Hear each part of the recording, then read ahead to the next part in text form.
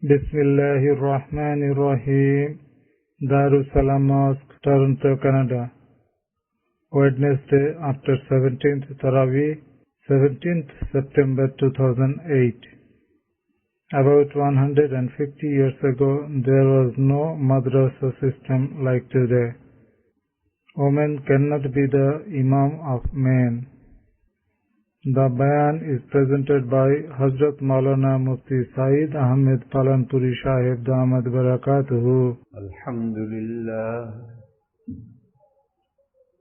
Nahmaduhu wa nasta'inuhu wa nastaghfiruhu wa nu'minu bihi wa natawakkalu alayhi. ونعوذ بالله من شرور أنفسنا ومن سيئات أعمالنا من يهده الله فلا مضل له ومن يضلله فلا هادي له وأشهد أن لا إله إلا الله وحده لا شريك له وأشهد أن سيدنا ومولانا وحبيبنا وشفيعنا محمدا عبده ورسوله أرسله إلى الناس كافة بشيرا ونذيرا وداعيا إلى الله بإذنه وسراجا منيرا صلى الله تعالى عليه وعلى آله وصحبه وبارك وسلم تسليما كثيرا كثيرا وبعد فأعوذ بالله من الشيطان الرجيم إن الله عنده علم الساعة وينزل الغيث ويعلم ما في الأرحام وما تدري نفس ماذا تكسب غدا وما تدري نفس بأي أرض تموت إن الله عليم خبير.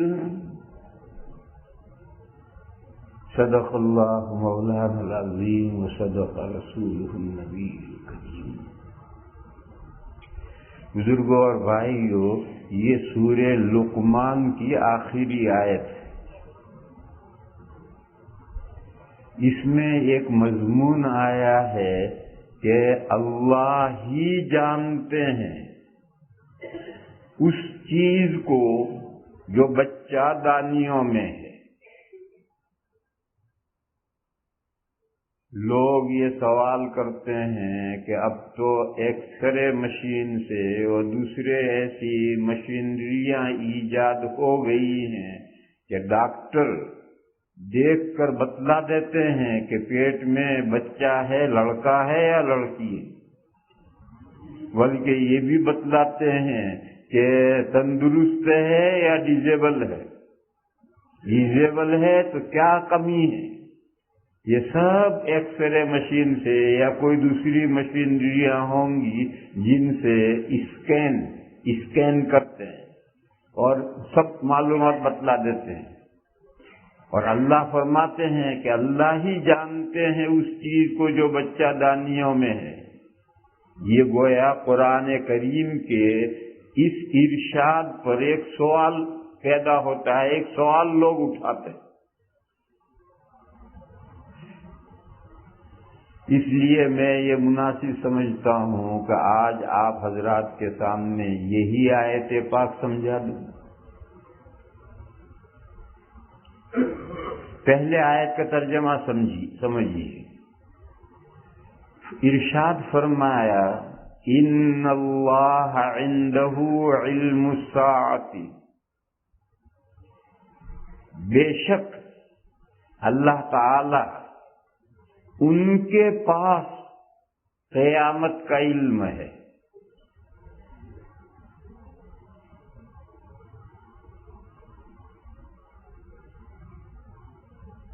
عربی زبان میں حصر کرنے کے لیے کچھ کلمات ہیں، کچھ طریقے ہیں.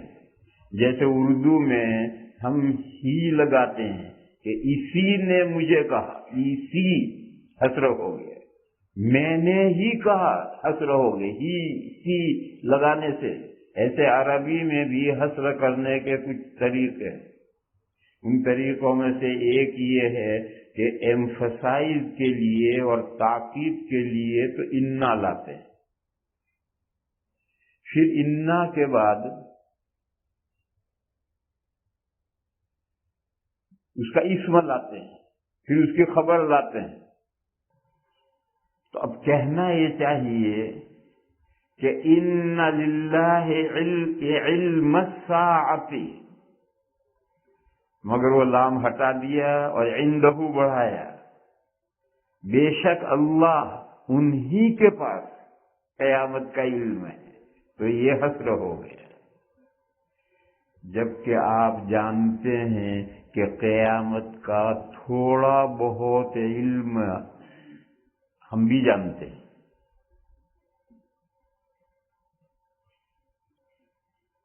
حضرت موسیٰ علیہ السلام سے اللہ نے یہ فرمایا، سورہ طٰہٰ کے شروع میں آیت آئی، ان اللہ عنده علم ان الساعۃ آتیۃ اکاد اخفیہا لتجزا کل نفس بما تسعی. بے شک قیامت آنے والی ہے، قریب تھا میں کہ اس کو چھپا دیتا تاکہ ہر نفس اس کام کا بدلہ دیا جائے جو اس نے کیا ہے. قیامت کیوں آنی ہے؟ تعلیمی اداروں میں ایگزام کیوں لیا جاتا ہے؟ اس لیے لیا جاتا ہے کہ کس طالب علم نے کتنی محنت کی ہے اور پڑھنے میں یہ رزلٹ سامنے آ جائے. تو اللہ نے فرمایا کہ قیامت آنے والی ہے، اور وہ اس لیے آنے والی ہے کہ اس دنیا کی زندگی میں جس نے جو کیا ہے اس کا اسے بدلہ دیا جائے اس دن. اور درمیان میں یہ فرمایا کہ اکاد اخفیہا، قریب تھا میں کہ قیامت کو چھپا لوں. یعنی صحیح ایگزام تو اس وقت ہوگا جب یہ بھی نہ بتلایا جائے کہ ایگزام لیا جائے گا، اور بغیر بتلائے اچانک ایگزام لے لیا جائے تو پتہ چلے گا کس طالب علم نے پڑھنے میں محنت کی ہے، کس نے نہیں کی. اور اگر پہلے سے معلوم ہے کہ سال میں 2 یا 3 ایگزام ہوں گے، پھر یہ بھی معلوم ہے کہ ان تاریخوں میں ہوں گے، پھر جب یہ ایگزام کا وقت آئے تو 1 مہینے سے پہلے اعلان کر دیا جائے کہ فلاں تاریخ سے امتحان شروع ہوں گے. یہ کیا امتحان ہے؟ یہ تو خاص امتحان ہے. طالب علم 2 مہینے سوتا رہے گا، تیسرے مہینے میں جب وقت قریب آئے گا تو رات دن محنت کر کے کامیاب ہو جائے گا. اور پتہ ہی نہ ہو کہ امتحان آئے گا، کب آئے گا یہ بھی پتہ نہیں، آئے گا نہیں آئے گا یہ بھی پتہ نہیں، اور اچانک امتحان ہو جائے تو پھر صحیح جانچ ہوتی ہے کہ طالب علم پڑھتا ہے یا نہیں پڑھتا ہے. ایک قصہ سناؤں. پرانے زمانے کا قصہ ہے. ایک ٹونک شہر ہے راجستھان میں، وہاں کے ایک بڑے عالم گزرے ہیں مولانا برکات احمد ٹونکی.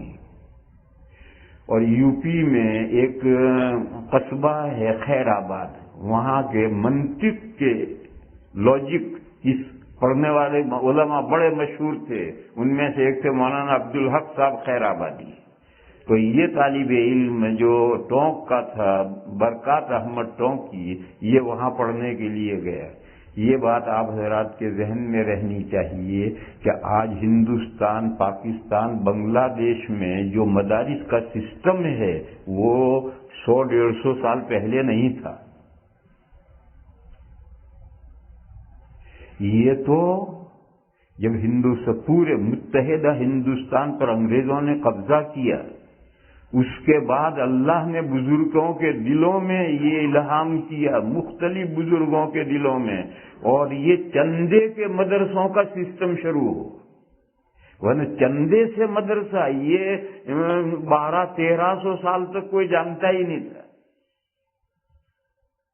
اور آج اس کا باغ و بہار دیکھو۔ ہندوستان انڈیا میں ہزاروں مدرسے ہیں، سینکڑوں بڑے بڑے دارالعلوم ہیں۔ یہی حال بنگلہ دیش کا ہے، یہی حال پاکستان کا ہے۔ لیکن ان 3 ملکوں کے علاوہ پھر تھوڑا بہت آگے اثر بڑھا ہے، مثلا برما رنگون میں بھی دارالعلوم قائم ہونے شروع ہو گئے، برطانیہ میں بھی شروع ہو گئے، ساؤتھ افریقہ میں بھی شروع ہوئے، آپ کے امریکہ میں بھی شروع ہوئے، آپ کے کینیڈا میں بھی 1-2 شروع ہو گئے، تو وہ وہیں کے اثرات پھیلے ہیں۔ باقی اس سے پہلے یہ سسٹم کوئی نہیں جانتا تھا۔ اور آج بھی وہ مسلمانوں کے ملک جو مشرق وسطی سے کنیکٹنگ نہیں ہے، مشرق وسطی یہ انڈیا، پاکستان، بنگلہ دیش، یہ مشرق وسطی ہے، اس سے جڑے ہوئے نہیں ہیں، ان کے یہاں یہ سسٹم آج بھی نہیں ہے۔ مصر میں چلے جاؤ، ترکی میں چلے جاؤ، سیریا میں چلے جاؤ، عراق میں چلے جاؤ، سعودیہ میں چلے جاؤ، کہیں بھی چلے جاؤ، یہ سسٹم مدرسوں کا ہے ہی نہیں۔ اگر کہیں ہے تو گورنمنٹ کی یونیورسٹیاں ہیں، ان یونیورسٹیوں میں کچھ پڑھایا جاتا ہے۔ یہ جو چندے کے مدرسوں کا سسٹم ہے، جامعات اور دارالعلوم، یہ آج بھی ان سب عرب کنٹریز میں کہیں بھی نہیں۔ ان کے یہاں جو سسٹم ہے وہی سسٹم پوری دنیا میں تھا کہ مسجد دارالسلام میں ایک بڑے عالم رہتے ہیں، فقہ کے ماہر۔ مدینہ مسجد میں ایک بڑے عالم ہیں جو منطق پڑھاتے ہیں۔ کیمبرج میں ایک بہت بڑے عالم ہیں جو گرامر پڑھاتے ہیں۔ اوٹاوا میں ایک بہت بڑے عالم ہیں جو حدیث پڑھاتے ہیں۔ تو جن طالب علموں کو پڑھنا ہوتا تھا تو وہ پہلے فقہ پڑھنے کے لیے یہاں چلے گئے، صبح سے شام تک فقہ ہی فقہ پڑھیں گے، اور جب فقہ پورا پڑھ لیں گے تو اب وہ دوسرے عالم کے پاس جائیں گے، وہاں جا کے منطق پڑھیں گے، صبح سے شام تک منطق پڑھیں گے۔ جب پوری منطق پڑھ چکے تو وہاں جائیں گے حدیث پڑھنے کے لیے۔ یوں پڑھنے کا سسٹم تھا، اور آج بھی شام میں یہی سسٹم ہے، اور مصر میں یہی سسٹم ہے کہ جگہ جگہ مشائخ ہیں اور وہ مسجدوں میں پڑھاتے ہیں، وہ اکیلے اپنی ذات سے اکیلے ہیں، طالب علم جاتے ہیں، اپنے قیام طعام کا خود ہی انتظام کرتے ہیں اور ان شیوخ کے پاس پڑھتے ہیں۔ تو ہندوستان میں جو یہ مدارس چندے کے مدرسے شروع ہوئے، اس سے پہلے یہی سسٹم تھا۔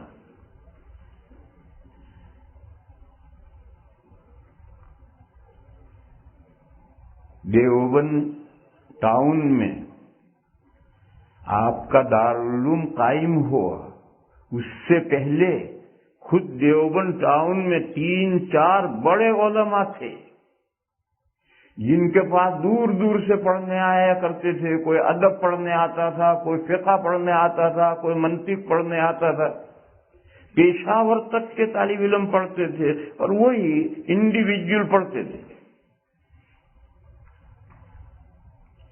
دیوبند کے ایک بڑے بزرگ تھے، حضرت حاجی عابد حسین صاحب۔ وہ پورے مولوی نہیں تھے، کافی حد تک پڑھے تھے۔ حضرت مولانا محمد قاسم صاحب نانوتوی قدس سرہ، نانوتا ان کا وطن تھا، جو دیوبند سے 25 کلومیٹر ہے، اور میرٹھ شہر میں نوکری کرتے تھے۔ ایک پریس میں کتابیں چھپتی تھی، وہاں ملازم تھے۔ دیوبند ہے 70 کلومیٹر، میرٹھ ہے 70 کلومیٹر، اور حضرت نانوتوی کی سسرال تھی دیوبند،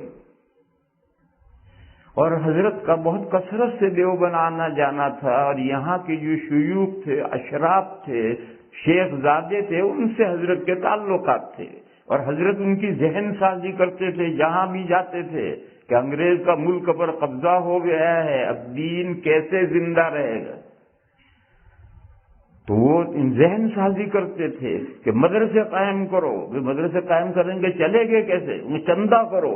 چندہ کیا چیز ہوتی ہے؟ لوگوں کی سمجھ میں ہی نہیں آتا تھا کہ چندہ کیا چیز ہے. یہ پیسہ کسی سے مانگنا مشکل ہو جاتا ہے. سوال کا ہاتھ لمبا کرنا، آدمی عزت ہو تو زمین میں گڑ جائے، کسی کے سامنے ہاتھ لمبا نہیں کر سکتا. اور دارالعلوم قائم کرنا ہے، لاکھوں کا بجٹ ہے، گھر گھر مانگنا ہے، پیسہ لانا ہے، کون ہمت کر سکتا ہے؟ اس کی سمجھ میں نہیں آتا تھا لوگوں کی. تو دیوبند کے حاجی عابد حسین صاحب تھے. ایک دن انہوں نے اپنے رومال کی جھولی بنائی. بڑا رومال ہوتا ہے، اس کے 2 پلے باندھ لو، ادھر کے 2 پلے گاٹے لگا دو، جھولی بن گئی. اور اپنے گھر سے 6 روپے ڈالے اس میں. پہلا چندہ، یہ دارالعلوم کا پہلا چندہ ہے. حضرت حاجی صاحب نے اپنے جیب سے 6 روپے ڈالے. آج کوئی محتمم اپنے جیب سے چندہ نہیں ڈالتا، مانگتا ہے لوگوں سے لاؤ، لیکن اپنے جیب سے کوئی محتمم چندہ نہیں ڈالتا ہے. دارالعلوم کے محتمم نے سب سے پہلے 6 روپے ڈالے. پھر دوستوں کے پاس نکلے، ایک بڑے آدمی کے پاس گئے، ان سے کہا میں مدرسہ شروع کروں گا، چندہ دو. کسی نے 1 روپیہ ڈالا، کسی نے. غرض وہ دن بھر شہر میں گھومتے رہے. شام کو 128 روپے کا چندہ ہو. اس زمانے میں 128 تو بہت بڑی رقم تھی، آج کے لاکھوں میں. تو اتنا خوش ہو گئے دیوبند کے سارے اکابر، یہ تو بہت آسان کام ہے، ایک دن میں 128 روپے چندہ ہو گئے. اور فوراً میرٹھ حضرت مولانا حضرت نانوتوی کو لکھا کہ حضرت ہم نے چندہ کیا ہے، اتنا سارا چندہ ہوا ہے، آپ تشریف لائیں، مدرسہ شروع کریں. چنانچہ حضرت نانوتوی آئے اور آ کر کے ایک استاد اور ایک شاگرد سے دارالعلوم دیوبند شروع کر دیا گیا. ایک استاد مقرر کر دیا اور ایک بچہ پڑھنے والا طالب علم اور دارالعلوم دیوبند شروع ہو گیا. اور پھر حضرت اپنے کام پر میرٹھ چلے گئے. اس وقت جو بڑے بڑے علماء کے پاس باہر سے آئے ہوئے طالب علم پڑھتے تھے، کوئی کچھ پڑھتا تھا، کوئی کچھ پڑھتا تھا، کوئی کچھ پڑھتا تھا، یہ سب طالب علم اکٹھا کر کے دارالعلوم کے پہلے طالب علم بن گئے. اور یہ 35 طالب علم ہوئے. دارالعلوم دیوبند کے پہلے سال کی جو رپورٹ ہے رویداد وہ چھپی ہوئی ہے. پہلے سال میں 35 طالب علموں نے سالانہ امتحان دیا ہے. یوں وہ پہلے سال میں سب اکٹھا ہو گئے.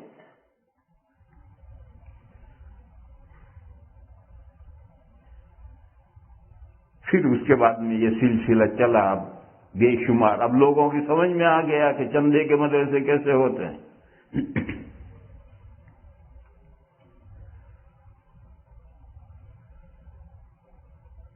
تو حضرت مولانا برکات احمد ٹونکی پڑھنے کے لیے خیر آباد گئے، مولانا عبدالحق خیر آبادی کے پاس. ان سے جا کر کہا حضرت مجھے پڑھنی. وہ منطق پڑھاتے تھے، منطق کے ماہر تھے. منطق پڑھنے کے لیے گئے. استاد نے کہا میں پڑھاؤں گا تمہیں، لیکن جب چاہوں گا امتحان لوں گا. طالب علم نے کہا حضرت ٹھیک ہے. تو وہ شروع ہوا، پڑھایا 1 ہفتہ پڑھایا. 8ویں دن جب پڑھنے گئے تو کہا مول صاحب آج امتحان ہوگا. اب وہ طالب علم یہ تو سمجھتا ہی نہیں تھا کہ 7 دن پڑھ کر 8ویں دن امتحان ہوگا. اس نے وہ 7 دن کی کتاب یاد نہیں کی تھی. طالب علم جب امتحان آتا ہے تو رات دن کر کے یاد کرتے ہیں. چنانچہ امتحان ہوا اور اس وقت 6-7 دن کا سبق یاد نہیں تھا، پڑھا ہوا یاد نہیں تھا. تو نکال دیا. یہ کہا کہ اگر تمہیں عمر نوح بھی میں پڑھاؤں گا تمہیں علم نہیں آئے گا، بھاگو یہاں سے. بتا دیا. وہ طالب علم وہاں سے کلیر گیا. کلیر ایک بڑے بزرگ ہیں حضرت صابر کلیری رحمت اللہ علیہ. دیوبند سے کوئی 35-40 کلومیٹر ہے کلیر. وہاں جہاں حضرت کا مزار ہے اس مزار کے پاس میں ایک مسجد ہے، لگی ہوئی مسجد. اس مسجد میں جا کر 40 دن کا اعتکاف کیا اور اللہ سے 40 دن دعا کرتے رہے کہ استاد راضی ہو جائیں اور دوبارہ پڑھائیں. 40 دن اعتکاف کر کے دعا کر کے. دیکھو یہاں مسئلہ سمجھنا چاہیے. کسی مزار سے الگ ساتھ میں لگی ہوئی کوئی مسجد ہے، اس مسجد میں اعتکاف کرنا، اس کا مزار سے کوئی تعلق نہیں. لیکن بہرحال کسی مسجد کے پاس میں کسی نیک آدمی کی قبر ہوگی تو اس کا فیض تو پہنچے گا. جیسے مسجد نبوی میں نبی پاک صلی اللہ تعالی علیہ وسلم کی مبارک قبر ہے تو اس کا فیض تو مسجد نبوی میں پہنچے گا لوگوں کو. آج کچھ لوگ سر پھرے ہیں، اس کو وہ اس کے قائل نہیں ہیں. اور وہ مدینہ شریف میں مسجد نبوی کے پاس کھڑے ہو کر گنبد خضرا کی طرف اشارہ کر کے کہتے ہیں ھذا ھو الصنم الاکبر، یہ سب سے بڑا بت ہے. ایسے بھی سرفرے مسلمانوں میں ہیں اور کہتے ہیں اپنے آپ کو سلفی، ہم سلفی ہیں. تو اس لیے میرے بھائیوں یہ ان کا خیال سب غلط ہے. بہرحال کہیں بھی ایک نیک آدمی ہوگا تو زندہ ہوگا تو بھی اس کا فیض حاضرین تک پہنچے گا. اگر اس کی قبر پاک ہے تو اس کا بھی فیض تو بہرحال پہنچے گا. یہ الگ مسئلہ ہے. قبر والے سے مانگنا جائز نہیں، مانگو اللہ سے. قبر والا نیک بندہ ہے، اگر وہ زندہ ہو تو اس سے اولاد مانگنا جائز نہیں. ایک ولی اللہ زندہ ہے، اس سے اولاد مانگنا جائز نہیں ہے. استمداد مانگنا سب کچھ اللہ سے ہے، اللہ کے علاوہ کسی سے کچھ نہیں مانگنا. کوئی نہیں دے سکتا، کسی کے اختیار میں کچھ نہیں. لیکن جیسے ایک زندہ بزرگ ہے، لوگ ایک بستی میں رہتا ہے، ایک محلے میں رہتا ہے، ایک مسجد میں رہتا ہے تو اس مسجد والوں کو اس کا فیض تو پہنچے گا. ایسے ہی اگر کسی قبر کے پاس مسجد ہے تو اس مسجد میں نماز پڑھنے والوں کو فیض تو پہنچے گا. اور اس کا ذکر قرآن میں ہے. وہ اصحاب کہف کا قصہ گزرا ہے. وہ غار میں جا کر سوتے رہے، پھر 300 سال کے بعد آنکھ کھلی تو انہوں نے اپنے میں سے ایک آدمی کو کھانا لینے کے لیے شہر میں بھیجا اور یہ کہا کہ حلال فوڈ لائیے دیکھ کر. قصہ لمبا ہے. پھر جب پتا چلا تو میں نے بتایا تھا کہ 300 سال میں کایا پلٹ گئی تھی. وہ پورا شہر مسلمان ہو گیا تھا، بادشاہ بھی مسلمان تھا، اور خزانے میں ان اصحاب کہف کے ناموں کی تختی لکھی ہوئی تھی کہ یہ 7 نوجوان غائب ہوئے ہیں، اللہ جانے کہاں گئے ہیں. ان کو بتلایا کہ یہ سب وہی ہیں. تو بڑی عقیدت ان سے پیدا ہوئی اور بادشاہ لاؤ لشکر کے ساتھ ان اصحاب کہف کے پاس پہنچ گیا تاکہ ان کو ویلکم کر کے شہر میں لائیں. ایک تو آیا ہے، دوسرے 6 کو ویلکم کرنے کے لیے پورا لاؤ لشکر کے ساتھ بادشاہ گیا. جب غار کے قریب گئے تو یہ بندہ ان اصحاب کہف میں سے ایک تھا. اس نے یہ کہا کہ ٹھہرو، اگر یہ تم سارے ایک دم جاؤ گے تو میرے ساتھی گھبرا جائیں گے.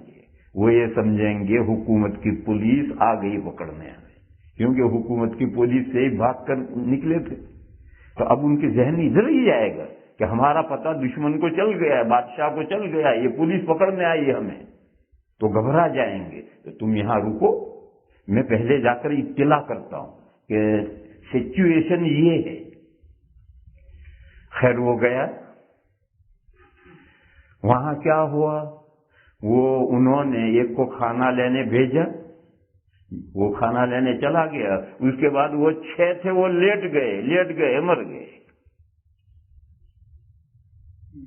یہ جو گیا ایک اطلاع کرنے، وہ بھی وہاں جا کر ایسا بے تاب ہوا، وہ بھی لیٹا اور مر گیا. جب کافی دیر ہوئی وہ نہیں آیا تو اب ان لوگوں نے دیکھو بھی کیا صورت حال ہے.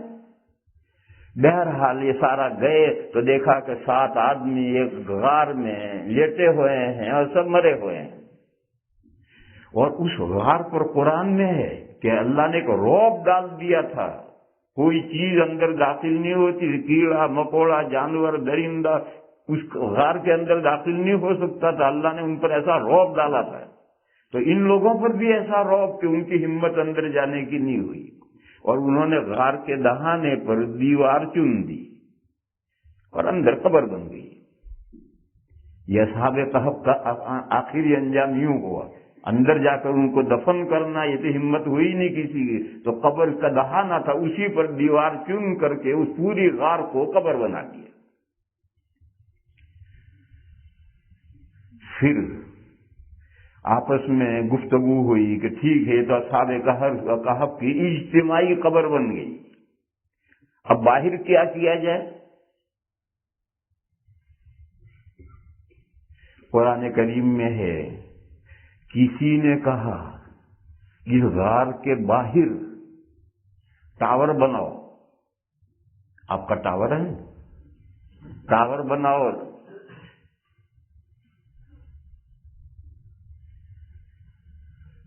दूसरे लोगों जो हुकूमत के लोग थे उन्होंने कहा टावर वावर से क्या फायदा है, हम यहां मस्जिद बनाएंगे। ये सारा मजमून सूरह कहफ में है। वकज़ालिका असरना अलैहिम लियअलमू अन्ना वअदल्लाहि हक्कन। कौन है भी कोई हाफिज पढ़ो, कहां सारे हाफिज तो भाग गए।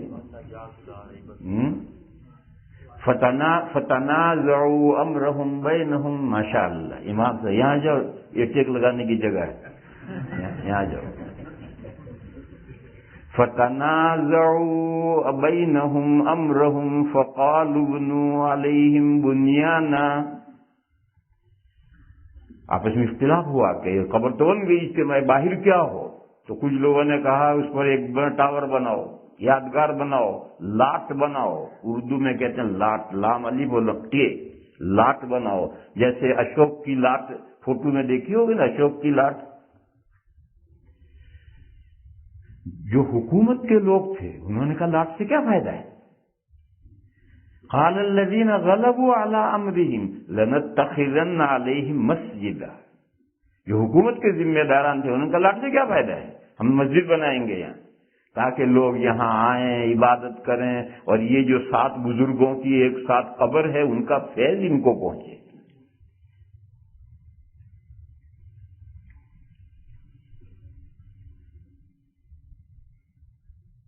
मसला समझो, यादगारें 2 तरह की होती हैं। एक ऐसी जैसी अशोक की लाट, बेकार यादगार है, क्या फायदा इसका।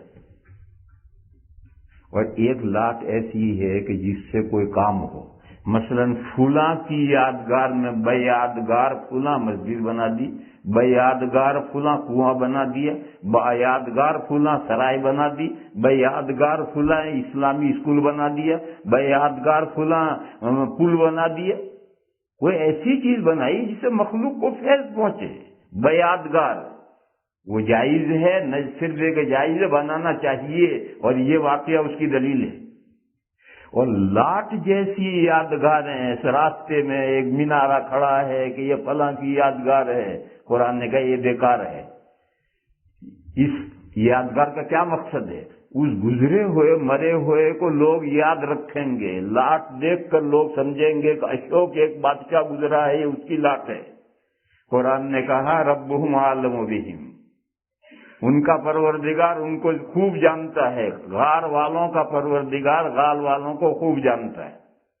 इसमें इशारा किया अशोक को या किसी और की कोई मिसाल लाट की हो। अशोक को अल्लाह जानते नहीं जानते, जानते हैं। अल्लाह को जानने के लिए कोई लाट बनानी पड़ेगी, नहीं बनानी पड़ेगी। और लोग लाट बनाने से लोग जानेंगे, लोग जाने या न जाने क्या फर्क पड़ता है। लोग किसी को जाने या न जाने ये बेकार एक जज्बा है। दुनिया में इंसानों में एक जज्बा है, मैं ऐसा करके जाऊं कि मुझे लोग याद रखें, मेरी यादगार, ये बेकार जज्बा है। लोग जाने तो क्या, न जाने तो क्या। اللہ کا جاننا نہ جاننا، اللہ ہر چیز جانتے ہیں، نیک بندہ تھا، برا بندہ تھا، جنتی تھا، جہنمی تھا، اللہ سب کچھ جانتے ہیں، اور لوگ جانے یا نہ جانے اس سے کیا فرق پڑتا ہے؟ اگر کسی کو یادگار بنانی ہے بناؤ، مگر ایسی چیز بنا کر جاؤ کہ جس کا لوگوں کو فیض پہنچے اور تمہیں ثواب پہنچے۔ کنواں بنا کر جاؤ،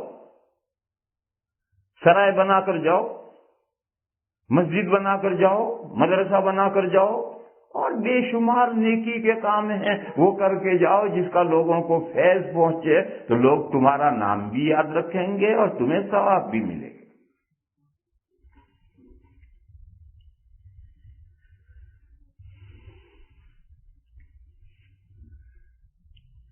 ایک مسئلہ اور ذہن میں آیا، ایک حدیث ہے بہت اعلیٰ درجے کی صحیح حدیث، من بنا للہ مسجدا بنا اللہ لہ بیتا فی الجنہ، جو اللہ کے لیے گھر بناتا ہے اللہ اس کے لیے جنت میں حویلی بناتا ہے۔ مشہور حدیث ہے، سنی ہے آپ نے؟ اس میں ہے جو اللہ کے لیے، اللہ کی خوشنودی کے لیے، بخاری شریف میں یہ حدیث ہے، اس کی شرح ہے عمدۃ القاری، اس میں ایک مسئلہ لکھا ہے کہ اگر کسی نے مسجد بنائی اور اس کے اوپر بانی کی حیثیت سے اپنا نام لکھا تو کان بعیدا عن الاخلاص، علامہ عینی نے کہا اخلاص گیا۔ اس نے مسجد بنائی اور اپنا نام لکھا بانی کی حیثیت سے کہ فلاں نے یہ مسجد بنائی، بخاری کے شارح نے کہا اخلاص باقی نہیں رہا، یہ تو تم نے ناموری کے لیے کیا ہے۔ ہاں دوسرے بندے لکھیں اس کی خواہش کے بغیر تو کوئی فرق نہیں پڑتا۔ ایک آدمی نے چندہ دیا، ساری مسجد کا مکمل ٹوٹلی خرچ دیا ایک آدمی نے، محلے والوں نے اس کا نام رکھ دیا بخاری مسجد، لیسٹر میں ایک مسجد ہے، اس کا سارا خرچہ سعودیہ کے ایک بخاری شیخ نے دیا ہے، اللہ کا نیک بندہ ہے، تو محلے والوں نے اس کا نام رکھ دیا بخاری مسجد، اور کہیں لکھا کچھ نہیں ہے مگر کہلاتی ہے بخاری مسجد، اس میں کوئی حرج نہیں۔ دوسرے نام رکھیں یا دوسرے لکھیں تو اس میں کوئی حرج نہیں، لیکن خود مسجد بنانے والا اگر اپنا نام لکھے بانی کی حیثیت سے تو بخاری کی شرح میں ہے کان بعیدا من الاخلاص، اخلاص سے بہت دور بات ہو گئی، اور اخلاص نہیں رہا تو ثواب کس بات کا؟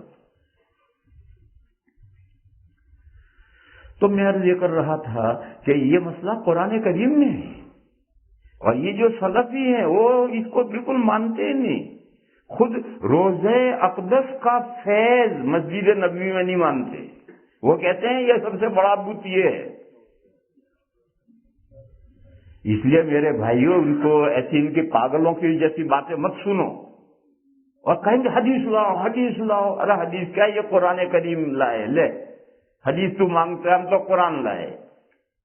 انہوں نے جو اصحاب کہف کی قبر کے پاس میں مسجد بنائی تھی اللہ نے اس پر رد نہیں کیا۔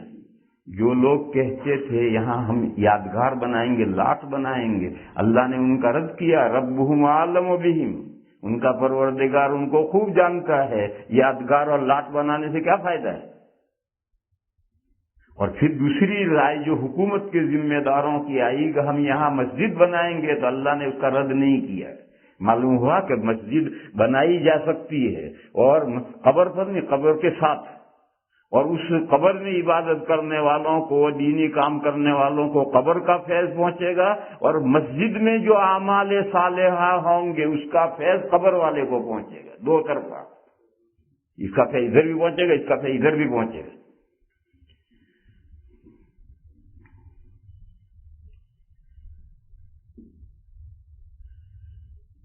دیکھو دو مسئلے الگ ہیں، دو مسئلے الگ ہیں، اسے اچھی طرح سمجھو۔ ایک ہے مسجد میں یا مسجد کے احاطے میں کسی نیک آدمی کو دفن کرنا، نہیں، اس کی اجازت نہیں۔ حدیث شریف میں ہے لا تجعلوا بیوتکم قبورا، اپنے گھروں کو قبریں مت بناؤ، اور جب گھر میں دفن، اپنے گھر میں دفن کرنے کی ممانعت ہے، اللہ کے گھر میں کہاں سے دفن کرو؟ کتنا بھی بڑا بزرگ ہو، اس کی قبر بنے گی گورے غریبہ میں، جو عام قبرستان ہے سب کی قبریں وہیں بنیں گے، نہ گھروں میں قبریں بنیں گی، نہ مسجد میں، اور نہ مسجد کے متعلقہ گارڈن میں قبر بنے گی۔ اور آج کل یہ بدعت چل پڑی ہے، ہندوستان، پاکستان، بنگلہ دیش میں یہ بدعت چل پڑی ہے۔ کراچی میں مدرسہ بنوری میں حضرت مولانا یوسف صاحب بنوری قدس سرہ کی قبر مسجد کے ساتھ بنائی۔ کلکتے میں حضرت مولانا طاہر صاحب کی قبر مسجد کے ساتھ بنائی۔ مرکز نظام الدین میں 3 بزرگوں کی قبر مسجد کے ساتھ بنائی، جبکہ 500 گز کے فاصلے پر گورے غریباں ہے اور مرکز کے سارے وہیں دفن ہیں، مگر 3 بزرگ حضرت مولانا الیاس صاحب، مولانا یوسف صاحب، مولانا انعام صاحب ان کے مسجد کے ساتھ بنائی۔ گنگوہ میں مدرسے کے مسجد کے ساتھ بنائی، کٹک میں مسجد کے ساتھ، پتہ نہیں کتنی جگہ ہیں۔ یہ سب غلط ہے، چاہے وہ مرکز میں ہو، چاہے کراچی میں ہو، چاہے کلکتہ میں ہو، چاہے گنگو میں ہو، چاہے کہیں ہو، یہ سب غلط ہے۔ قبریں کوئی بھی بزرگ ہے، قبریں گورے غریبہ میں بنیں گی، مسجد کے ساتھ، مسجد کے احاطے میں قبر نہیں بنے گی۔ دوسرا مسئلہ، کہیں آلریڈی قبر ہے، اس کے قریب میں مسجد بنائی گئی، اور اس مسجد میں اعمال دینیہ جو قبر کی زیارت کے لیے آتے ہیں، وہ ٹھہرتے ہیں، نماز پڑھتے ہیں، یا وہاں مکتب شروع کیا، یا وہاں مدرسہ شروع کیا، یا ان کا جامعہ شروع کیا، یہ درست ہے۔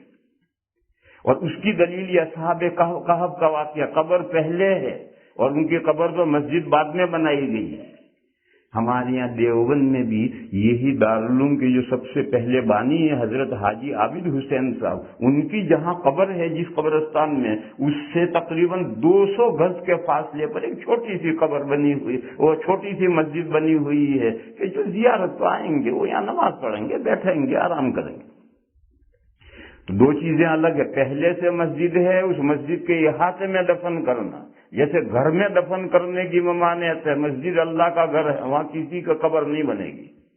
اور یہ کہ کسی قبر کے پاس قبر کی زیارت کرنے کے لیے آنے والوں کی سہولت کے لیے، یا وہاں اعمال دینیہ مکتب یا مدرسہ شروع کرنے کے لیے کسی قبر کے پاس مسجد بنانا علیحدہ نیبر، اس کے پڑوس میں، اس میں کوئی حرج نہیں ہے۔ یہ اصحاب کہف کا واقعہ اس کی دلیل ہے۔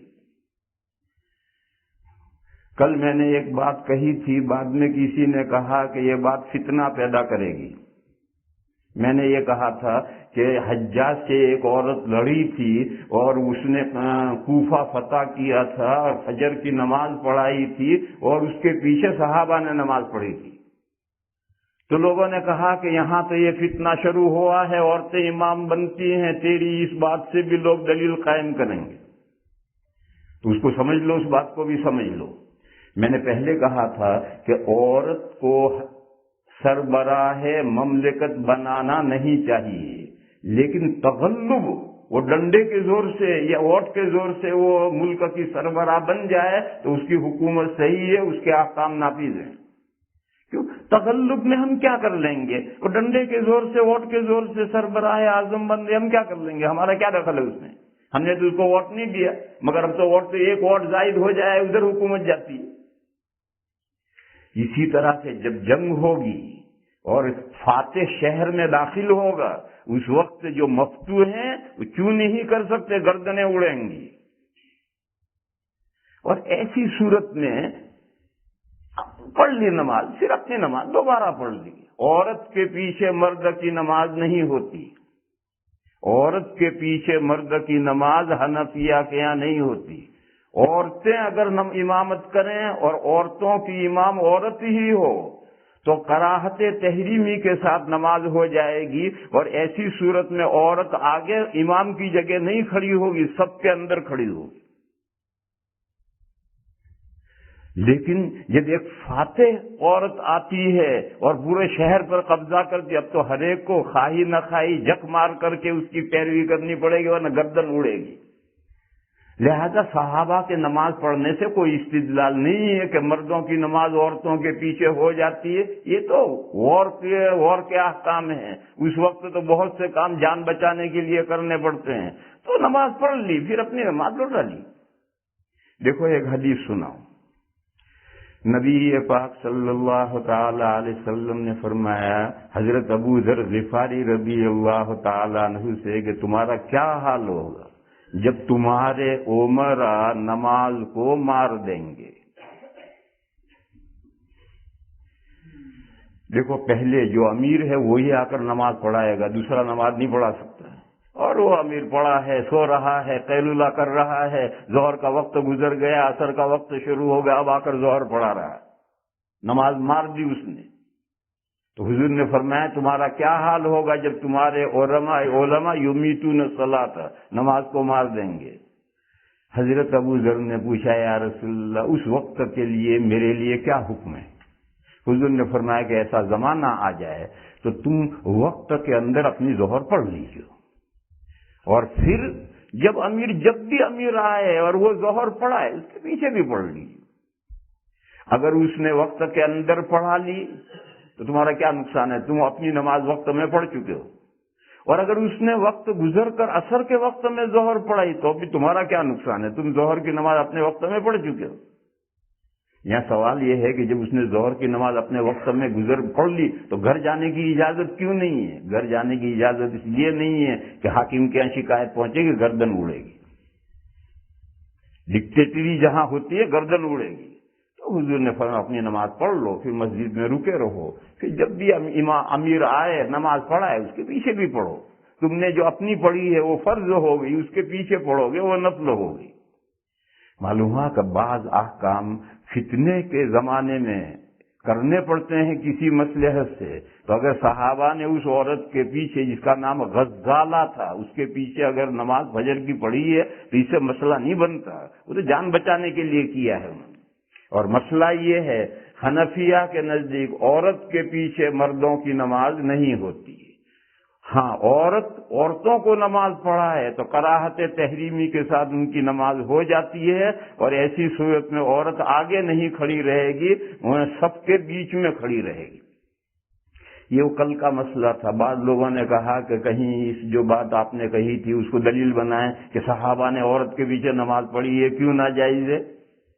تو اس لیے اس کی وضاحت یہ ہے. اور یہ مسئلہ جو میں عرض کر رہا تھا کہ اگر قبر کے پاس مسجد ہے تو مسجد کے اعمال کا فیض صاحب قبر کو پہنچے گا، اور صاحب قبر نیک بندہ ہے تو اس کا فیض مسجد کے اعمال کرنے والوں کو پہنچے گا.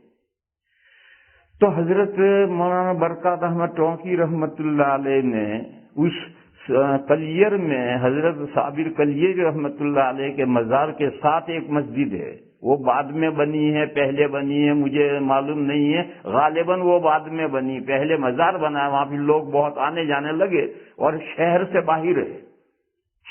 باہر ہے تو جب لوگ بہت آنے جانے لگے تو کسی نے مسجد بنا لی ہوگی تاکہ لوگوں کو سہولت ہو. تو وہاں انہوں نے 40 دن اعتکاف کیا اور اللہ سے دعا کی کہ استاد کسی طرح سے راضی ہو جائیں اور پڑھائیں. پھر 40 دن کے بعد میں ٹونک گئے. وہ خود بھی بڑے آدمی تھے. مولانا برکات احمد ٹونکی یہ لڑکا ہے ابھی تو، لیکن اس کا خاندان بڑا تھا. اس وقت ٹونک کا نواب تھا. تو ٹونک کے نواب سے سفارش کے لیے کہا. ٹونک کے نواب کے مولانا عبدالحق صاحب سے کوئی تعلقات نہیں تھے، تو انہوں نے رامپور کے نواب کو کہا. ٹونک کا نواب رامپور یو پی میں ہے، ان کے تعلقات تھے ایک خاندان کے تھے، تو انہوں نے اسے کہا. اور رامپور کے نواب نے حضرت مولانا عبدالحق صاحب سے سفارش کی کہ اس لڑکے کو آپ پھر پڑھانے منظور کر لیں. تو فرمایا ٹھیک ہے بیچ دو پڑھاؤں گا، لیکن جب چاہوں گا امتحان لوں گا. اب بھی وہی شرط ہے، بیچ دو پڑھاؤں گا لیکن جب چاہوں گا امتحان لوں گا. ان کا ٹھیک ہے. اس طالب علم کا یہ حال تھا کہ روزانہ سونے سے پہلے پچھلا تمام پڑھا ہوا یاد کر کے سوتا تھا. ممکن ہے کل پڑھنے جاؤں تو استاد کہیں آج امتحان ہے. روزانہ پچھلا سارا یاد کیے بغیر سوتا نہیں تھا، اور پھر پوری زندگی میں کبھی امتحان نہیں لیے. پھر امتحان، کیونکہ امتحان کا مقصد تو یہی جاننا تھا، اور استاد کو اندازہ ہو جاتا ہے کہ طالب علم کو پچھلا یاد ہے یا نہیں. بہرحال قیامت اس لیے آنی ہے، وہ امتحان ہے. تو اگر بتلا دیا جائے پہلے سے، ساری ڈیٹیل بتلا دی جائے تو پھر کیا امتحان ہو. اس لیے اللہ نے فرمایا کہ چاہیے تو یہ تھا کہ میں قیامت کی کسی کو بھنک ہی نہ پڑنے دیتا، اکاد اخفی. مگر اللہ کا کرم، اللہ کا احسان کہ تھوڑا بہت اللہ نے قیامت کے بارے میں بتا دیا. ایک تو یہی بات کہ قیامت ڈیفینیٹلی آنی ہے، آنی ہے، آنی ہے، آ رہی ہے، آ رہی ہے، پورا قرآن بھرا پڑا ہے. اور اللہ کے نبی صلی اللہ تعالی علیہ وسلم نے قیامت کی علامتیں قریب میں پائی جانے والی، تھوڑے فاصلے سے پائی جانے والی علامتیں بتائی، امارات الساعہ بتایا، تاکہ علامتوں سے آدمی پہچانے کہ قیامت نزدیک آ رہی ہے، قیامت نزدیک آ رہی ہے.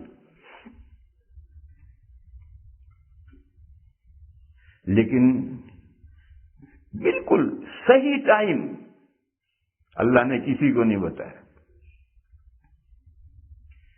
حضرت جبرائیل نے حدیث جبرائیل میں قیامت کے بارے میں پوچھا تھا تو حضور نے جواب دیا تھا، مل مسئول عنہا بعلم من السائل. قیامت کے بارے میں کہ قیامت کب آئے گی، یہ بات آپ بھی نہیں جانتے، میں بھی نہیں جانتا. سائل آپ ہیں، آپ بھی نہیں جانتے، اس لیے پوچھ رہے ہیں. مسئول عنہ میں ہوں، میں بھی نہیں جانتا، کیا جواب دوں.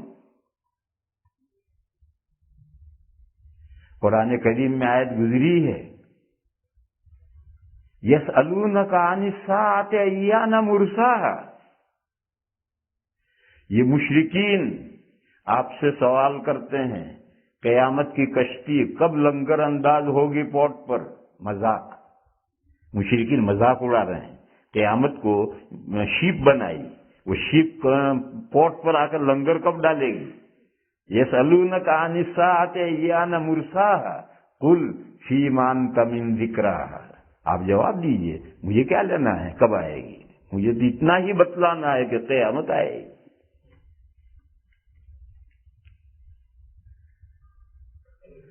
چنانچہ اس آیت کریمہ کا جو پہلا جملہ ہے اس میں کوٹ کوٹ کر کے تاکیدات بھری پڑی ہیں کہ قیامت کا علم اللہ کے سوا کوئی نہیں جانتا، مگر ابتدائی باتیں جانتے ہیں. اللہ نے بھی قرآن میں بیان کر دی ہیں، حضور نے بھی نشانیاں بیان کر دی، ہم سب جانتے ہیں، لیکن آخری بات نہیں جانتے. وہ آخری بات کیا ہے، کب سور پھونکا جائے گا، کب قیامت کتنے سال کے بعد شروع ہوگی، یہ کوئی نہیں جانتا. ایک حدیث شریف ہے، حضور نے فرمایا بعثت انا والساعۃ کہاتین. بھیجا گیا ہوں میں اور قیامت اس طرح، ان دو انگلیوں کی طرح میں بھیجا گیا ہوں.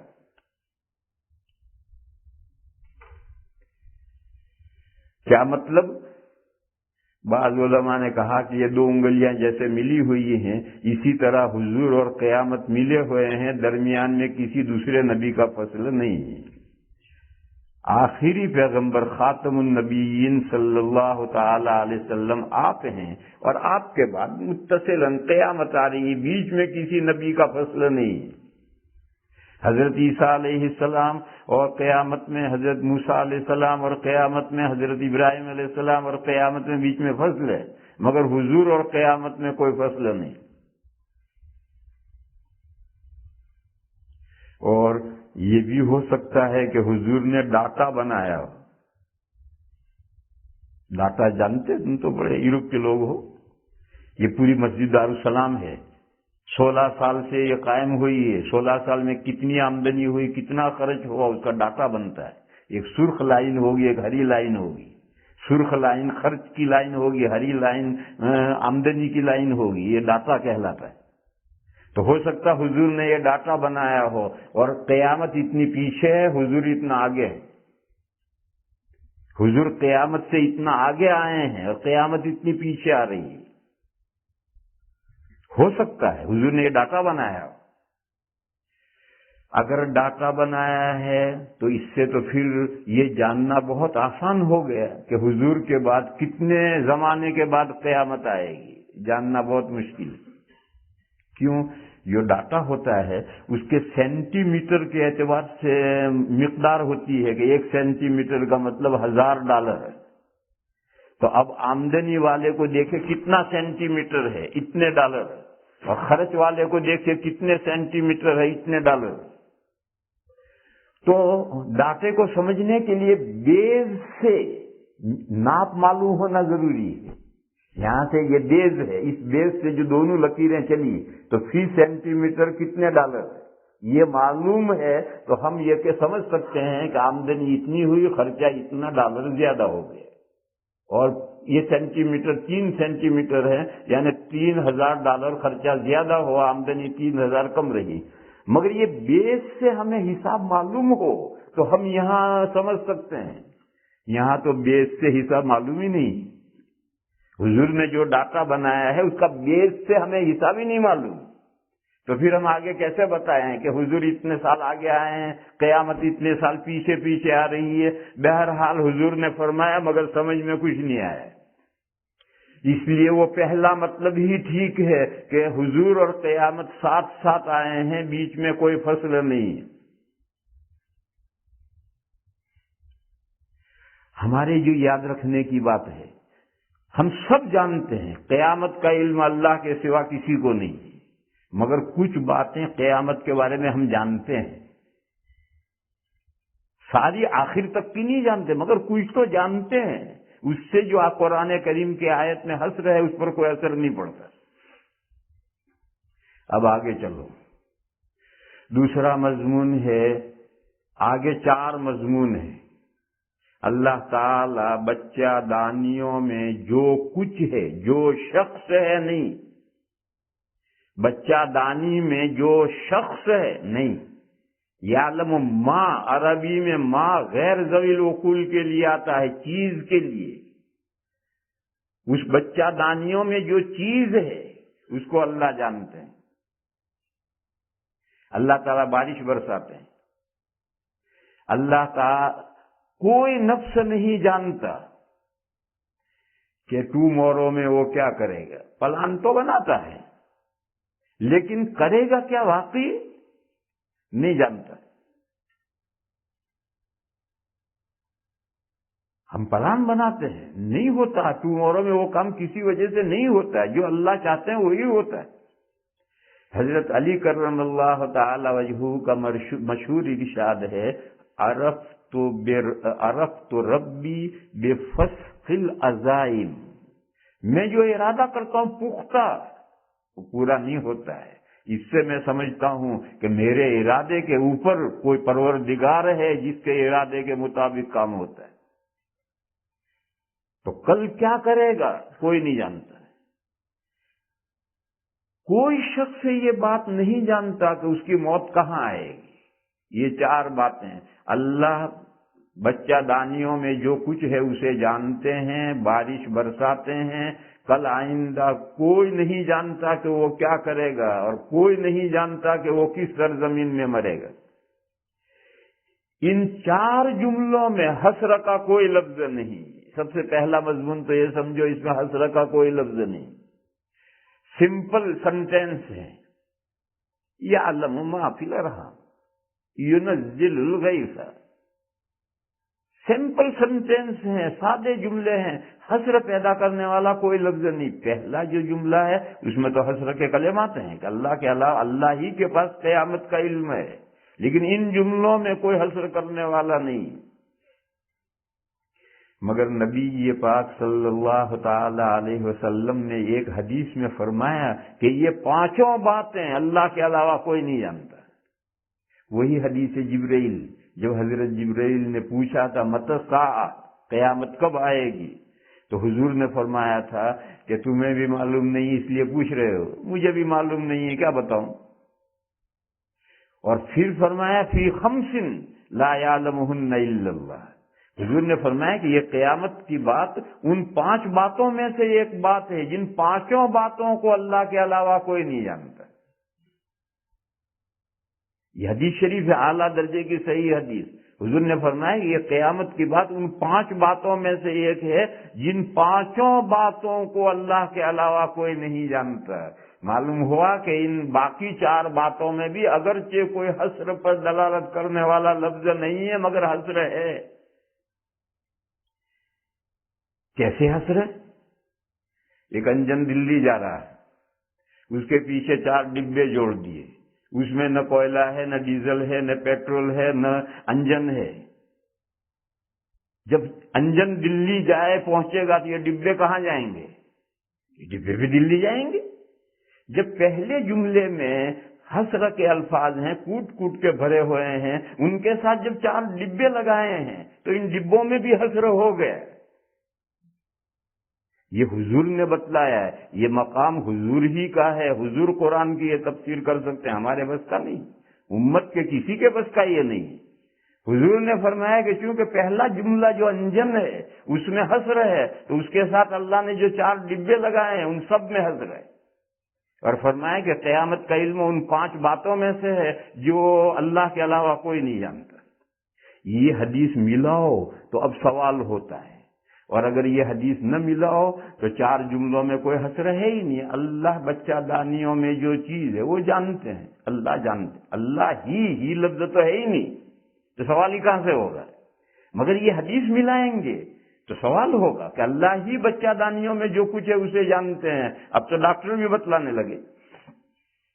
تو پہلی سمجھنے کی بات یہ ہے کہ حسر کی ایک شکل یہ ہے کہ ہر سنٹینس میں ایسا لفظ ہونے ضروری نہیں ہے جو حسر پر دلالت کریں۔ جو پہلا جملہ انجن بن کر کے لے کر جا رہا ہے اس پر جو عطف ہو رہے ہیں، یہ جو عطف ہو رہے ہیں، یہ ڈبے لگ رہے ہیں، تو یہ سب میں حسر چلا جائے گا، اور یہ تفسیر ما و شما مجتہد نہیں کر سکتے، یہ اللہ کا رسول ہی کر سکتا ہے۔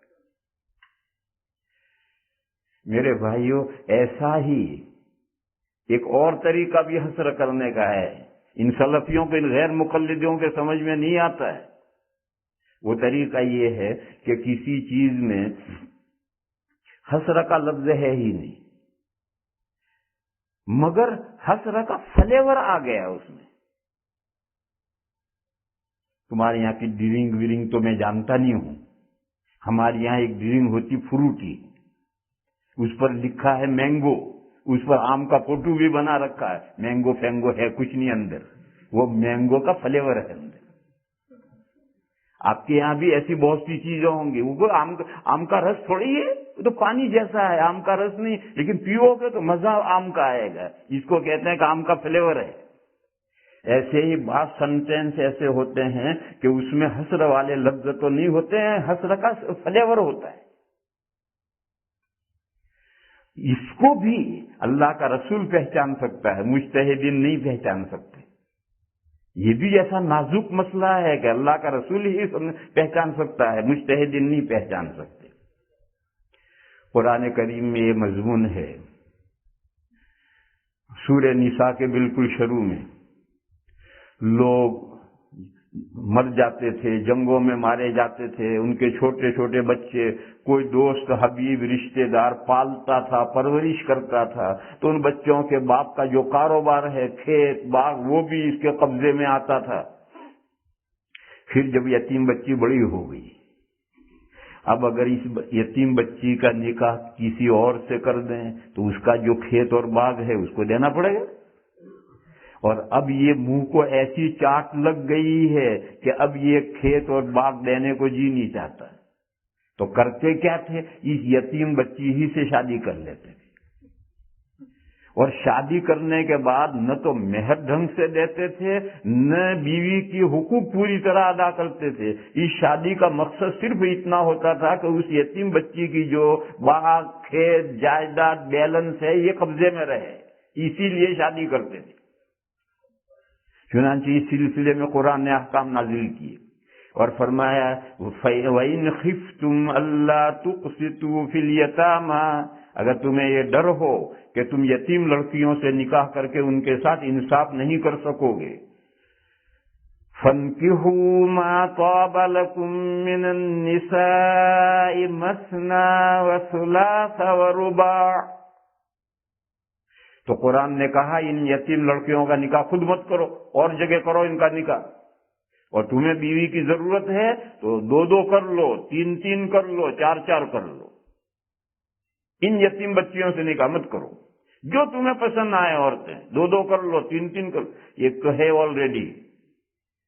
ہے آلریڈی، اور دوسری یہ یتیم لڑکی سے کرنی، مگر یہ اندیشہ ہے کہ اس سے نکاح کر کے انصاف اس کے ساتھ نہیں کر سکے گا، تو قرآن نے کہا ان یتیم لڑکی سے نکاح مت کرو، اس کا نکاح دوسری جگہ سے کرو، اور تمہیں واقعی دوسری بیوی کی ضرورت ہو تو 2 کرو، 3 کرو، 4 کرو، 4 یہاں اللہ پاک رک گئے۔ تو اور قاعدہ ہے معرض بیان میں آدمی رک جائے تو حسر ہو جاتا ہے۔ اس نے کہا یہ آپ انڈیا سے کتابیں لائے ہیں، میں لے سکتا ہوں اس میں نے کہا لے سکتے ہو، 1 لو، 2 لو، 3 لو، تو 3 ہی لے سکتا، چوتھی نہیں لے سکتا، کیونکہ میں اجازت دیتا 1 لو، 2 لو، 3 لو، یہاں رک گیا، تو اس میں خود بخود حسر ہو گیا، وہ 3 ہی تک لے سکتا، چوتھی نہیں لے سکتا۔ تو اللہ تعالیٰ اجازت بیان کر رہے ہیں، اجازت بیان کرتے کرتے مثنا ثلاثہ رباع پر رک گئے اللہ، معلوم ہوا کہ بس یہیں تک نکاح ہو سکتی، اس سے زائد نکاح نہیں ہو سکتے، اگر اس سے زائد نکاح ہوتے تو کیسے حضور اللہ کیوں روکتے؟ یہ تو معرض بیان ہے، حضور اللہ پاک اجازت دے رہے ہیں، تو اجازت دیتے دیتے 4 پر کیوں رکے؟ یہ حسر کا فلیور آ گیا، اس کو کون سمجھے گا؟ اللہ کے رسول سمجھیں گے۔ چنانچہ حضرت غیلان ثقفی مسلمان ہوئے، ان کے نکاح میں 10 بیویاں تھی، حضور نے کہا 4 رکھو، 6 الگ کرو۔ یہ حضور نے جو فیصلہ فرمایا وہ اس آیت پر فیصلہ فرمایا ہے۔ ایک دوسرے صحابی مسلمان ہوئے، ان کے نکاح میں 8 بیویاں تھی، حضور نے ان سے کہا 4 رکھو، 4 الگ کرو۔ یہ 2 واقعے ہیں، یہ غیر مقلدین کا یہ حدیث ضعیف ہے۔ ارے حدیث ضعیف ہیں، ان حدیثوں سے مسئلہ نہیں ثابت کرنا، ان حدیثوں سے اس آیت پاک کی تفسیر کرنی ہے، اور آیت پاک کی تفسیر ضعیف حدیث سے بھی ہو سکتی ہے۔ بہرحال یہ جو 2 حدیثیں ہیں اس میں جو حضور نے بیویوں کو الگ کروایا ہے، معلوم ہوا کہ آیت پاک میں حسر ہے، اور حسر کیسے ہے؟ کوئی لفظ تو نہیں ہے، حسر کا فلیور ہے۔ وہ فلیور کیسے آیا؟ معرض بیان میں اللہ اجازت دیتے دیتے 4 پر رک گئے، آگے اجازت نہیں دی، معلوم ہے یہیں تک اجازت ہے۔ میں نے ایک مرتبہ ایک کتاب کا حوالہ دیا تھا، نواب صدیق حسن خان کے لڑکے نواب نور الحسن کا، عرف الجادی کا، اس کا پھر تذکرہ سنو۔ عرف الجادی میں یہ مسئلہ ہے کہ 4 میں نکاح منحصر نہیں، جتنی چاہو بیویاں کرو۔ کیوں؟ حدیث ہے، حضور کے نکاح میں 9 بیویاں تھیں، اور وہ اہل حدیث ہیں، جتنی کرنی ہو کرو۔ ان سے کہا کہ بھئی اس پر تو پوری امت کی یونٹی ہے، اجماع ہے کہ 4 سے زیادہ بیویاں نہیں ہو سکتی۔ تو نواب نور الحسن خان عرف الجادی میں کیا کہتے ہیں؟ اجماع کہاں ہے؟ ہمارا اختلاف ہے۔ وہ کہتے ہیں اجماع کہاں ہے؟ ہمارا اختلاف ہے۔ یہ اس نے عرف الجادی میں لکھا ہے کہ اجماع کہاں ہے؟ ہمارا اختلاف ہے۔ حالانکہ قاعدہ سنو، اجماع میں گمراہ فرقوں کے اختلاف سے کوئی اثر نہیں پڑتا۔ 4 ائمہ جس بات پر متفق ہوں وہ اجماعی بات ہے۔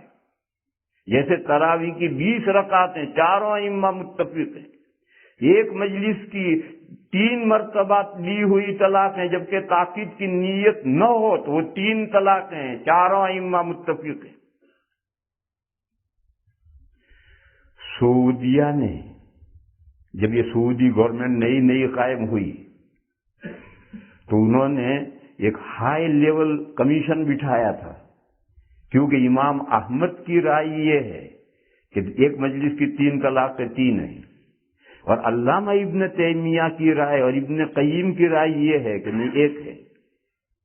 اب ان کے لیے پریشانی، سعودیہ والے ہمبلی ہیں، امام احمد کے فالو کرتے ہیں، اور امام ابن تیمیہ اور ابن قیم بھی ان کے بڑے ہیں، کیونکہ محمد ابن عبد الوہاب رحمۃ اللہ علیہ نے انہی کو بھیجے۔ اب گورنمنٹ کے لیے بڑا مشکل ہو گیا کہ کورٹ کیا فیصلے کرے، امام احمد کے قول پر فیصلے کرے یا ابن تیمیہ کے قول پر۔ ہائی لیول کمیشن بٹھایا اور انہوں نے 3 سال اس مسئلے پر ریسرچ کیا، اور اس کے بعد میں انہوں نے ایک پورا مجلہ شائع کیا ہے۔ اور وہ کسی کو دیکھنا ہو تو پاکستان کے ایک بڑے عالم گزرے ہیں، حضرت مولانا مفتی رشید احمد صاحب لدھیانوی، ان کی کتاب ہے احسن الفتاوی۔ اس احسن الفتاوی میں وہ پورا رسالہ بے انہی عربی انہوں نے فوٹو کر کے لے لیا ہے، جس کو دیکھنا ہو دیکھو۔ 3 سال کی تحقیق کے بعد انہوں نے 2 ٹوک فیصلہ دیا کہ قرآن و حدیث کے مطابق امام احمد علیہ الرحمہ کا مذہب ہے، ابن تیمیہ کا مذہب امام قرآن و حدیث کے مطابق نہیں ہے۔ اور قانون بن گیا کہ سعودیہ کی کورٹوں میں فیصلہ امام احمد کے قول پر ہوگا، 3 طلاقیں کا فیصلہ ہوگا، ابن تیمیہ کے قول پر فیصلہ نہیں ہوگا۔ تو اب چاروں ائمہ متفق ہیں، تو آج جس مسئلے پر چاروں ائمہ متفق ہے وہ اجماعی ہے۔ تراویح کی 20 رکعتیں ہیں، یہ اجماعی مسئلہ ہے۔ ایک مجلس کی 3 طلاق ہیں، اگر تاکید کی نیت نہیں ہے تو 3 ہیں، یہ اجماعی مسئلہ ہے۔ ایسے 4 ہی بیویاں ہو سکتی ہیں، 5ویں بیوی نہیں کر سکتی، یہ اجماعی مسئلہ ہے۔ اور غیر مقلدین اگر اختلاف کرتے ہیں تو میں نے قاعدہ بتایا ہے کہ گمراہ فرقوں کا اختلاف اجماع کو متاثر نہیں کرتا۔ اور سنو، اگر گمراہ فرقوں کا اختلاف بھی اجماع کو متاثر کرے گا تو صدیق اکبر رضی اللہ تعالی عنہ کی خلافت اجماعی نہیں رہے گی، ختم ہو جائے گی، کیونکہ حضور نے صدیق اکبر کا نام لے کر خلیفہ نامزد نہیں کیا، اشارے دیے۔ صحابہ نے بالاتفاق حضرت صدیق کے ہاتھ پر بیعت کی، تو اجماع امت سے حضرت ابو بکر صدیق کی خلافت ثابت ہوئی ہے۔ شیعہ نہیں مانتے، شیعہ نہیں مانتے، حضرت صدیق اکبر کی خلافت کو نہیں مانتے۔ تو اگر گمراہ فرقوں کا اختلاف اجماع کو اثر متاثر کرے گا تو صدیق اکبر کی خلافت بھی محل بحث میں آ جائے گی۔ اس لیے اس بات کو اسے سمجھو اچھی طرح سے۔ بات میں تو کہیں لے کر کہیں سے کہیں نکل گیا، اور یہ مسئلہ سمجھو اسے اچھی طرح سے۔ یہ یہاں حسر کیسے ہے کہ انجن میں حسر ہے، اس کے ساتھ 4 ڈبے لگائے ہیں، لہذا ان میں بھی حسر ہو گیا، اور یہ بات اللہ کا رسول ہی سمجھ سکتا ہے، اور اللہ کے رسول نے یہ بات بیان کی۔ اسی طریقے سے کسی جملے میں سنٹینس میں کوئی کلمہ حسر نہ ہو مگر اس میں حسر کا فلیور آ جائے تو حسر ہو جاتا ہے۔ یہ بات بھی اللہ کا رسول سمجھا سکتا ہے، دوسرا کوئی نہیں سمجھا سکتا۔ اور وہ فلیور کیسے آیا کہ اجازت دیتے دیتے دیتے اللہ پر 4 پر رک گئے۔ معلوم ہوا 4 سے زیادہ بیویاں جائز نہیں ہیں، ورنہ اللہ تعالیٰ 4 پر نہ رکتے۔ اتنی بات آج ہے، باقی یار زندہ صحبت باقی۔ وآخر دعوانا ان الحمدللہ۔